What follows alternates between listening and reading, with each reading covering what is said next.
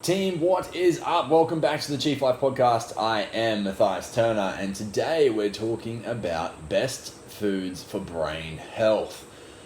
So I think it's important to start off and make it really basic. Your brain gets energy from either sugars or from fats, like your cells. Okay, so realistically, it's going to look like sugars that get broken down from any sort of carbohydrate, or it's going to look like ketones, which are produced from fats that your body will produce to send up into the brain to give it more energy. Now, when we look at the brain is actually 70% fat. So, straight away, in my reasoning, I would think that fats would be a better fuel source for the brain. We're going to dive into this a little deeper, but this is not to say that you are not to have carbohydrates. It just means that if you want to have a very active brain, a brain that is ready to consume information and produce information, I would suggest, or the studies would recommend that a higher or adding fats into your diet is going to help out with that. And doesn't necessarily have to be a high fat. I'm not saying you have to go on a keto diet here. But what we do need to see is that your body is probably in more of a fat burning state than what it is a sugar burning state as a fuel source. Because if we are a sugar burner, what happens is your body would typically say, hey, I need more sugar. So it would do gluconeogenesis, the process of breaking proteins into sugars, and would turn your protein sources into sugars, so your own muscle stores into sugars instead, and use that as fuel rather than utilizing your fat. So ideally, we want to make sure that the brain is full of good fats, and this is something that comes down to your brain is made up of the fats that we consume. So that's kind of crazy. And realistically, if we think about the fats that we would consume on a day-to-day basis, if you're having something that's really high in bad fats or fats that are not favorable for the body, things like margarine, for instance, if you're a margarine user, if you're a seed oil user or a vegetable oil user, if you consume a lot of deep fried foods, even if it's just, for instance, like you're buying hot chips out, and you don't know what they're using. Typically it's going to be like a canola oil or a vegetable oil, because it's just the cheaper variation. It's what they create in high amounts. It's easy for workplaces like that, food joints, to get hold of. So it's just more readily available for them. So realistically, if you are buying like hot chips out all the time, that's like your weekly go-to, there is a fair chance that your brain has some bad quality fats in there, some fats that are not as favorable as, say, some others. So good quality fats is going to be things like your avocado. If you're using oils, things like coconut oil, olive oil, ghee, or grass-fed butters. Avocado, I already said, but coconut products in themselves, so coconut milk, ones obviously or ideally without any additives, going into also your coconut products, so like your coconut chunks, your coconut, like dried coconut bits, coconut oil, coconut milk, coconut cream. These are all favorable options. Nuts, seeds, there is going to be some more olives. There's probably some that I've missed out right now, but we're going to kind of dive a little deeper. So realistically, the way of thinking of it is that your brain does need some form of fats. MCT oil is another good one. Does need some form of fats to be able to function well. And we want to make sure that we're getting good quality fats in. That's definitely going to help as best possible. So just as there's no magic pill to prevent cognitive decline, no single almighty brain food can ensure a sharp brain as you age. However, like no one food is going to do the trick. However, what they have found a lot is that if someone has Alzheimer's or dementia, that if they were to take on a keto diet or a form of a keto diet, where they're having higher fats more regularly and then potentially carb loading every once in a while, that they would actually see a positive effect from doing so. So they might be like literally seeing it almost reversed, like people who don't remember their own kids who are all of a sudden remembering their kids again because they changed their diet. People who are in the state like so far gone on Alzheimer's where you're like, you know what, I'm probably just never going to know that person again the way they did, and they start to reverse it completely due to the diet they're eating. So there is a really big fascination on this, and realistically, I think this is something that comes. It's hard, and like it's hard in the fact that if they're in a home, for instance, and they're losing their memory due to Alzheimer's, it's hard for them to then get a completely different diet to what everyone else is on. So therefore, these things don't typically happen.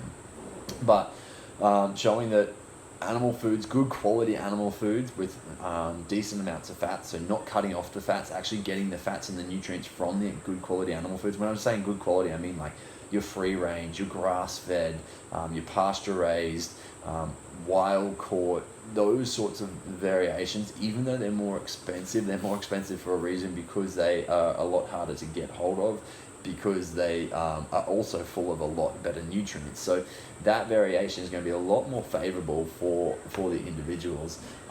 Making sure that you're actually getting protein. And a lot of people say like, oh, well, I'm going to go vegetarian or vegan, and don't get enough protein in. And that's another big stuff up for what's happening on the brain. The brain needs fats. It does definitely need proteins, or your body needs proteins in general, just to make sure that it's functioning correctly. Like, across the board, we need protein. So making sure you're getting good quality proteins in that are actually bioavailable for you. So a lot of vegan options are not going to be bioavailable, or not as bioavailable as, say, something like meat. So if you do choose to go down that route, that making sure that you're getting enough protein in that has enough bioavailability for you to be able to break it down and utilize it as protein. Yes, so I'm going to dive into it. So some of the top foods for better brain power link back to green veggies. So we're talking about a lot of your leafies, like your collards, your lettuce, your spinach, your broccoli. A lot of these foods that kind of have like your high vitamins. So a lot of the time they're going to have vitamin K, which is an antioxidant that can reduce damage to brain cells. They're going to have lutein, which is acting as an antioxidant and anti-inflammatory agent.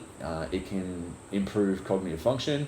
Folate, which is not only going to come from vegetables, that's also going to come from your meat products as well. So folate is really important, in particular for people who don't have, for people who do have MTHFR. So different strands can be seen in different people. Like 1 in 3 people typically have this gene mutation, and so make sure that we're getting good quality amounts of folate in, and proper folate, once again, that you can there's bioavailable, so you can break it down properly, is going to be important. So it can reduce folate. I'm talking about here. It can reduce the levels of homocysteine, and thus improve cognitive function. And then the last one is beta-carotene. So I mean, that's actually also found in carrots. That's why people say, hey, you should have a lot of carrots. But that's a lot to do with the eyes as well. But this is also seen in a lot of your greens. So it also acts as an antioxidant and prevents cognitive decline, increasing the age of brain cells. Vegetables recommended by nutritionists for better brain health is including kale, spinach, collards, broccoli. I think all of these are all pretty good, although depending on who you talk to, like some people really write off kale, some people really write off spinach, and it really does come down to the individual. I think if you can try all these foods and see how you respond to them, if they're not that favorable, then take them out. I think depending on where you're at with this, if it's just like, hey, I just want to start functioning better as an individual, I want to have a better brain power, then getting to this style of eating in general is probably going to be a big step up. There is a book called Grain Brain, and it dives really deep into the damage that gluten, grains and sugars are doing to your brain, and how much it stops your brain from functioning really, really well. And the whole Western diet, I guess, has really shifted to a higher carbohydrate diet that's really, really they use a lot of packeted foods. It's kind of like the convenient options is just to go for your packet foods instead, and that's like the easy way out. And the issue is that people are just not functioning that well because their brain is reliant on these sugars. You get a high release of energy whenever you drop sugar. You then get a high release of insulin, so your body drops the sugar down, it stores it all as energy instead, which is adipose tissue, so stores it as fat. And then you get to this crashing level and your brain says, hey, I really need that again. I need energy right now. I've now run out. Like, my blood sugar levels are so low that I need you to go and have food. And this is where cravings start to happen, because it says, you know what, you just had some cake and that boosted my sugar levels and I got some energy from it. That was great. I need that again. Let's go do it again. So I'm going to have some more cake, or that it really pushes for, this is what I want, like sugar, sugar, sugar, sugar, sugar. And that's when you really start to build up like a bit of an addiction. And sugar, they've talked about it being more addictive than cocaine, which is absolutely insane. But I was actually a sweet tooth for most of my life. It's even now, like I'd still probably prefer sweet over savory. And it took me a long time to kind of break that down.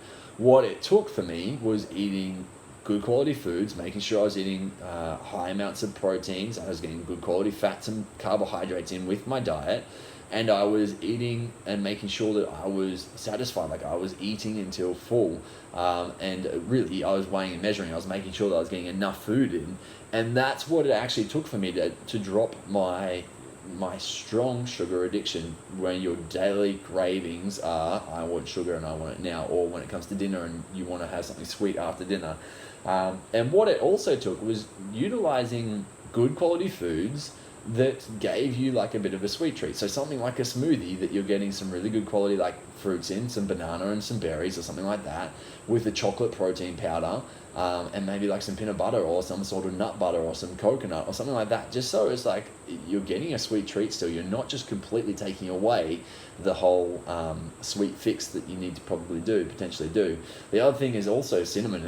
It's a really great thing to put on vegetables, but what it does is it stops, it takes away the sugar craving that you want. So that's a few tips on what you can do around cravings, but realistically it comes down to the food that you're eating when you're not craving is the big thing. Like, making sure you're satisfied for the rest of the day is going to make such a big difference to how you're feeling or what your sugar cravings are doing. So that was kind of what it took for me. It's not an easy process. Like it's easy, it's not simple. Like, all you need to do is eat good quality foods and eat a lot of it to make sure that you're full and satisfied, and keeping your body like ready to roll. Whereas what we typically do is we'll miss a meal and then all of a sudden we start to crave sugary things, or we go to the supermarket hungry and then we buy some sugary things and they're in the house, and then you're like, oh, they're in the house, I may as well finish them, and then you finish them and then you're like, well, I want more of that. So you start this perpetual cycle and the thing just keeps coming, it just keeps happening. So realistically, that's kind of the best way to drop out, I think, high amounts of grains, high amounts of sugars, to make sure that you're getting good quality foods from real sources. If it's been man-made, so if it's had to go through some form of process to be made, things like your breads, your pastas, your potato chips, like really your cakes, your pastries, anything like that, it's going to be the only thing I'm going to say man-made that doesn't count is, for instance, it's been picked or it's been cut, like for instance butchered. Things like that are going to be really good for you. If it's meat and it's just a straight quality meat, it doesn't have breadcrumbs around the outside or anything like that, it's going to be really good for you, compared to if you go and have something that's like, it needs to be mixed and it needs to be mashed and it needs to be made. So like a corn tortilla compared to a corn, like corn on the cob, obviously there's going to be two different levels of nutrients there, and that might not be the best version of that. Let's talk about for instance, no, I think that's a good enough example. You guys kind of understand what I'm talking about there. When we go into, so continuing back to the foods that are great for brain health, going into the next one, we want to talk about fatty fish. So in addition, omega-3 fatty acids are linked to decreased levels of beta amyloid in the blood.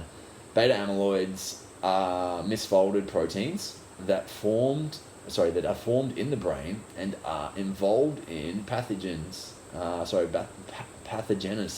of Alzheimer's disease. So they're saying if you've got too much of these beta amyloids, that's when that's when things like Alzheimer's start to build up. And so omega-3s are great because they reduce this.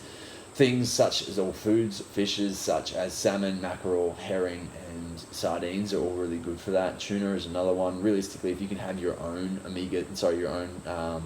fish oils, that's going to be really great. If you can get a good quality one, there is a lot of different brands that are starting to do a really good quality now. And you just got to make sure that what realistically, I don't have my packet right next to me, so I can't double check it. Stacey's on top of her mind definitely, but DHA you want it to be. I'm not even going to try butcher it, but realistically, what we want to see, it was over 3 grams, maybe 3 milligrams. 3 grams sounds more realistic. Okay, of your DHA. So go back on some podcast or send us an email if you actually want to clarify that, because I do have it in the back of my head. It's just not coming to me right now. This is one that's going to be quite interesting, and realistically what we're looking for when we're dropping, or when we're trying to create better brain function, is that we want to reduce inflammation. There's certain foods that create inflammation, and some foods create more inflammation than others. So this next one's going to be an interesting topic, because the foods that we typically talk about that create damage or create inflammation within the body, there's 5 of them. There's gluten, there's dairy, there's sugar, there's alcohol, and there's caffeine. However, in this next tip, it comes down to having coffee. Now, when they say coffee, the studies have all been done on actually black coffee. So they're not saying go and get yourself a milky coffee like a latte made on full cream milk. Like, this is not going to be that favourable, because dairy, and if you want to go back to episode 100 with Dr. Tom O'Brien, he really talks about how dairy can break down the myelin sheath of your neurons. And so if that happens over long amounts of time, that's what he's saying, is pretty much creates like MS, creates Alzheimer's, creates dementia. So realistically, if we're having high amounts of dairy and you're having dairy every day with your coffee, that's going to create issues with inflammation within the body. So when it comes to coffee, we want to make clear that it's based on black coffee. So having an ice long black, or a long black, or an espresso or something like that is going to be way more favourable for you than having, say, like a latte, a cappuccino, or something of those sorts. So some start their day with a cup of coffee. You must be glad to know that a cup of coffee you take in the morning or during your office break is beneficial for your brain. Studies have provided 2 important components of coffee that have a positive impact on mental health. These are caffeine and antioxidants. Caffeine acts as a CNS, central nervous system, stimulant. It increases your neuronal activity in the brain, thus is involved with increasing alertness. So it's pretty much saying, like, hey, if you have caffeine for right now in the moment, it's going to be great for your brain because it makes you alert. I would put a caveat to this and say, hey, depending on if you're a fast or a slow metabolizer, you need to really decrease caffeine to see if you're a slow or a fast metabolizer. Because the thing is, if you're a slow metabolizer and you have caffeine, so this means someone that has caffeine that boosts them up, like amps them up. It's usually people who are highly strung. It's usually people who are anxious. Caffeine will make them even more highly strung and even more anxious. It will make them not sleep well. It doesn't process through the body the way that it should, or the way as fast as it does with a fast metabolizer. And then we start to see these issues where these individuals get worse sleep, they start to become more anxious, they can start to become more stressed, and then they keep having more coffee because they're tired. So they're like, well, I'm tired, I need to have some more coffee. It starts to have, once again, this perpetual cycle. So I would say, if you're a fast metabolizer, someone who has caffeine, it goes through your system pretty quickly, you kind of get the up, and then it goes out of your system, that having coffee could be beneficial, or caffeine could be beneficial for your brain. Whereas if you're a slow metabolizer, it's not going to do anything great for you apart from make the craziness seem more crazy. It's just going to make your brain a big muddle pit, because it's just amping everything up. It's like if we had a stereo system on 100 and you're like, you know what, it's really loud, I don't know what to do. I'm just going to put these earmuffs on, but then it turns out the earmuffs are actually headphones and they're turned up to 200 decibels or whatever. Like, that's a terrible example, but all of a sudden you've got so much happening in your brain, or so much noise coming in. And I think that's kind of an analogy for what caffeine can do for the body, or to the body, to the brain in particular. So the antioxidants present in caffeine are linked to decreasing damage in the brain cells. Thus, long-term consumption of coffee is linked to decreased risks of stroke, Parkinson's disease, Alzheimer's, and is shown it also slows down the process of cognitive decline. Now, this is also important to say that long-term usage, the studies that have been done have showing at least having one black coffee a day. They're not talking about 8 coffees a day. 8 coffees a day is not going to be favorable for anyone, whether you're a fast or a slow metabolizer. So that's really important to keep in your head whilst you go through your day. If you can't function without coffee, if you're someone who gets headaches without coffee, I think it is definitely time to have a detox. And that seems interesting to some people because they're like, well, no, I need it to be able to get through my day. The way I look at it is that your body can't function without this outer body stimulant. Like, really, you need to get rid of it so you can go back to an optimal state of functioning by yourself. Then you reintroduce it as something that helps you to be better. Hopefully that makes sense. You're not reliant on it. It makes you better. Rather, instead, it's like adding in creatine. You start to hold more water and you start to look musclier for some people. And realistically, when you get rid of it, the water increase tends to go away. So it's like, hey, when we add creatine, you look better, perform better, in inverted commas. But when we remove it, we don't see that anymore. So it's like that thing that helps to increase and make you better. That's the same thing that we should be seeing from coffee. Number 4, this is probably going to make a few other people excited as well, is dark chocolate. Now, when it comes down to dark chocolate, it's typically just because of the same things that coffee has. So dark chocolate also contains caffeine, and it also contains other antioxidants. But I think it's important to once again have a look for good quality dark chocolates, because if you're getting a dark chocolate that's 50% dark chocolate and 50% milk product, you're obviously going to be counterbalancing a good thing with a bad thing, or a thing that can be really beneficial for your brain to something that's not beneficial for your brain at all in the dairy. So realistically, if you can get 70% or 90% or even 100% dark chocolate, you're going to be doing yourself some wonders for your brain.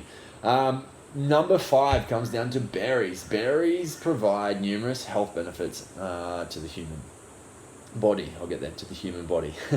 Some of which are specific for the brain. Berries contain flavonoids, compounds that act as antioxidants and improve memory and learning.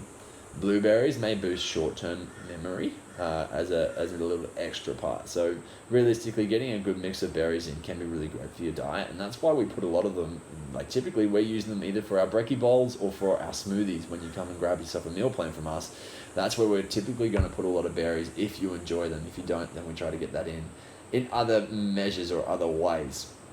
Number 6, and this is very, very interesting. A few years ago I went to a talk and they were talking about when you look at a food that kind of looks like the body type or the body part, it's typically going to be really good for that body part of the...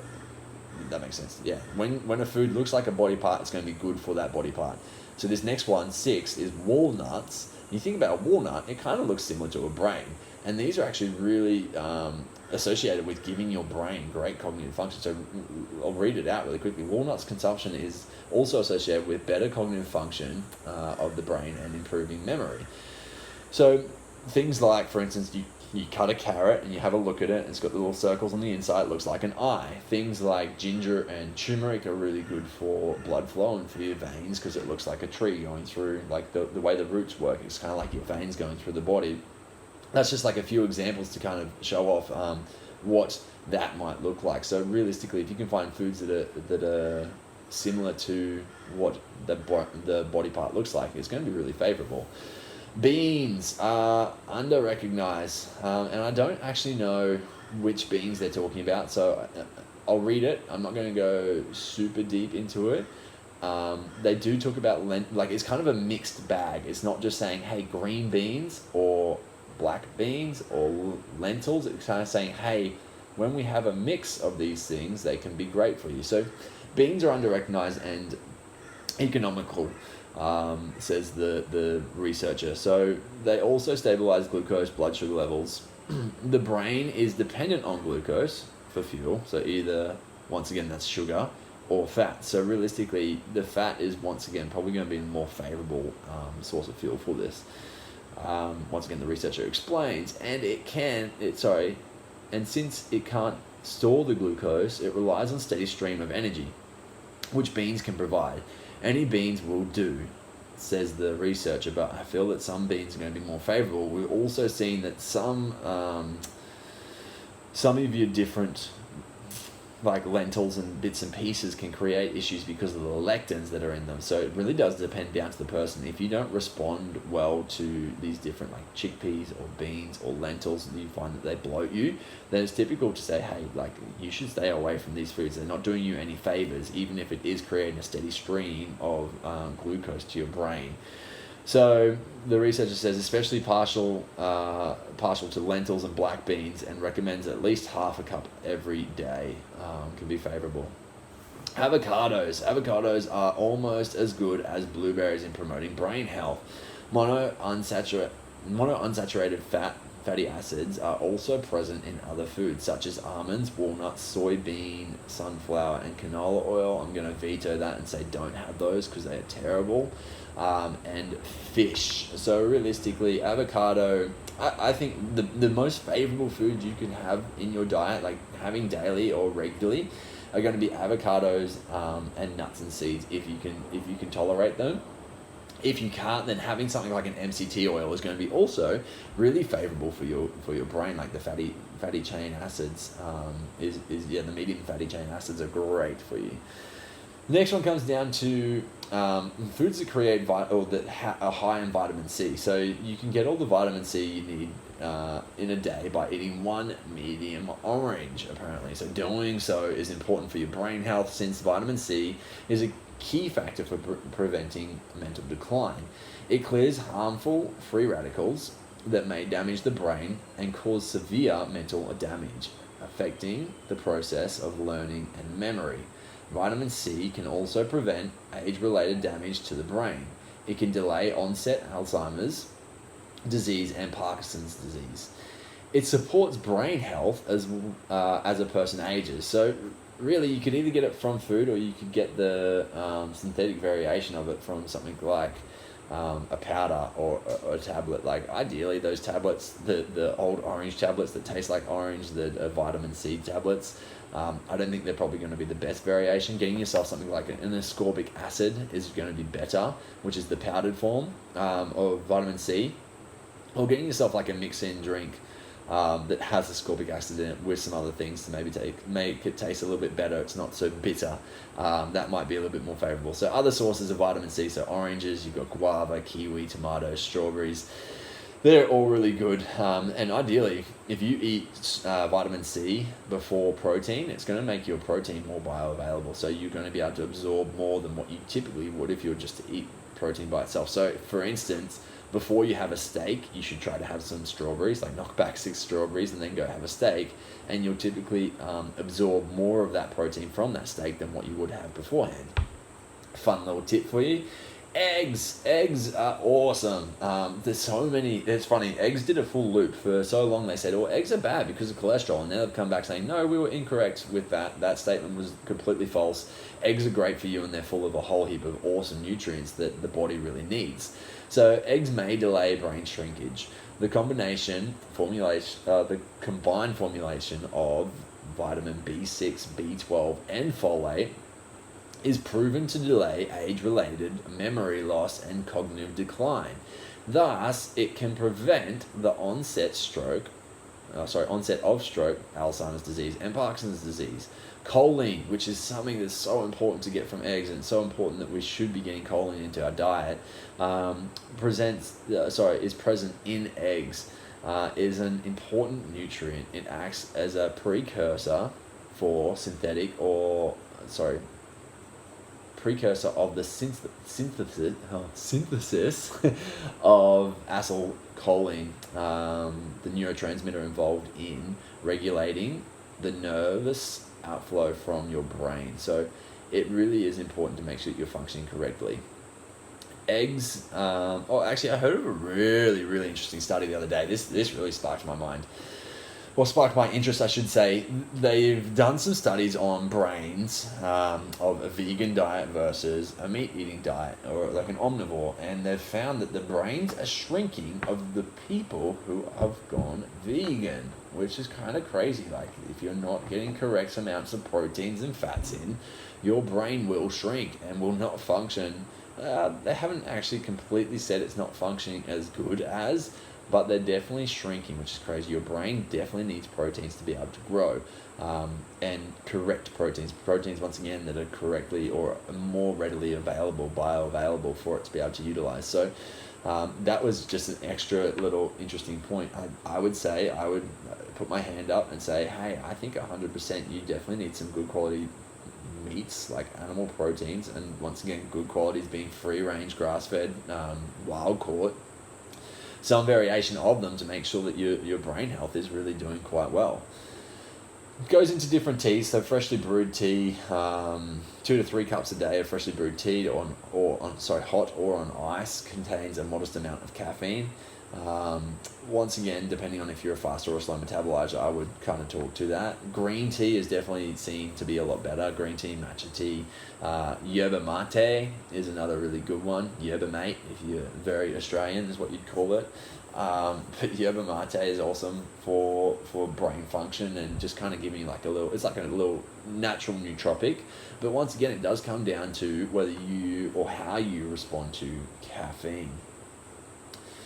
Moving down the list, it comes into a few different, just like one-offs. So for instance, we heard about this already with the vitamin C list, but tomatoes may prevent free radical damage.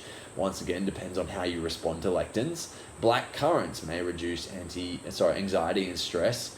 Pumpkin seeds may enhance memory and boost mood. Pomegranate juice, you can eat the fruit by itself and that would create a similar sort of response, but it offers potent antioxidants that benefit the brain. Turmeric has also generated a lot of buzz recently.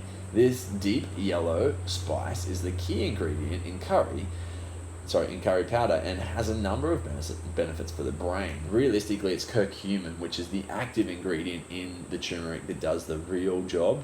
And if you want your body to be more readily available to take in the curcumin, you should have it with black pepper. So cracked black pepper with curcumin works really well, and you'll typically find in the different for instance, if you get a powder form or if you get some tablets, it's typically going to have it just mixed in already because they know that's how it works. So curcumin is the active ingredient in turmeric, has been shown to cross the blood-brain barrier, meaning it can directly enter the brain and benefit the cells. Raisins, turkey, almonds, oatmeal, beef, beets, kimchi, carrots, sunflower seeds, peanuts. Once again, depending on the peanuts and whether you are responding well to lectins or not, can have a major effect. Others include cabbage, pickles, asparagus, red wine. We'll talk about that one a little bit. Let's dive into that. So red wine, I think, depending on if it's full of preservatives or not, may be an issue. Once again, we know that if you were to have 2 to 3 or more drinks, so it's typically, depending on the person, 2 or more, very much so for women. For guys, typically 3 or more, once again, depending on how used they are to drinking, create stress in the body, which will once again create cortisol, which will create just more inflammation within the body, which is not going to favor your brain at all. So yes, it might have some good side effects, but is it going to have all of the good side effects that we really want? It's very debatable.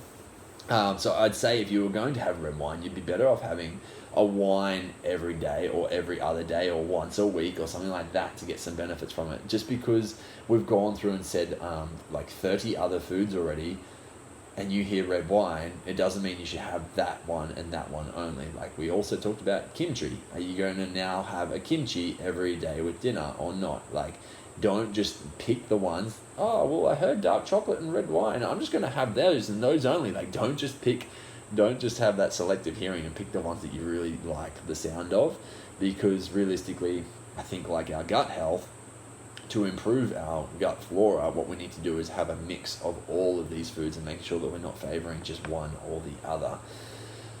Ginkgo, Brussels sprouts, pumpkin seeds, acai, red grapes, peppers. So peppers would be more so down to, I would say, probably your capsicums and stuff. So this is, I should have said this at the start, but this is all something that we've had our, one of our virtual assistants compile for us, Beatrice, who is over in Nigeria, and she is awesome. She's a microbiologist, and she is really great at finding awesome studies. And so that's where all of this information that I'm talking about has kind of come from, plus a little bit of extra research I did just before I jumped on this podcast. So foods that neuroscientists want you to eat every day, depending on who you talk to, but it comes down to what we've just really covered up on: fatty fish, dark leafy greens, extra virgin olive oil and or flaxseed oil, cacao or cocoa, depending on who you talk to. Cacao is usually how it's said, which is like a form of dark chocolate. Complex carbohydrates, things more like your sweet potatoes, they're going to be better for you than having, say, for instance, bread. Rice, like basmati rice, is probably the best form you can have. Just different starchy vegetables are going to be the best options there. Berries and water. Who would have thought water? And I think what we should clarify here once again is making sure that the water quality is really good. Making sure you've got filtered waters is going to be way better than just having any sort of other like tap water and stuff like that. We know that there's chemicals in there. We've done podcasts on this before. And so realistically, if you want to be as optimal as possible, you really want your brain to function well, then you should be getting either filtered water pre-bought or filtering your water with some sort of filter yourself. So many workplaces are really offering filtered water now, which is awesome. And if you're lucky enough, you can get like a filter in your home, or like one installed, like a Zip or something like that, depending on if you own your home or not. Or buy yourself one of those ceramic like stand-ups. They're really good. Some people will go extreme and get themselves like a Kangen water filter or something like that, which is awesome. They do an incredible job, but it's not what you necessarily have to do to be able to just function well. So team, that's it. That actually took a lot longer than I was expecting. I was thinking this was going to be a 20-minute podcast, but you guys got a full 40 minutes just about, so you are very lucky. Team, I'd like to say thank you very much for your support, ongoing support. We do really enjoy creating these podcasts, and we love that you guys love them. If you do have any questions about anything we covered on today, or anything about the Chief Life and anything about your own nutrition, then head across to www.thechieflife.com. Outside of that, I hope you are continuing to be the best individual you can be, which is what we call being a chief. So I hope you're having an awesome day. I hope you're being a chief. Get out there and make sure that you do the best you can do. Thank you so much for watching, team, or listening, depending on what platform you're following along on.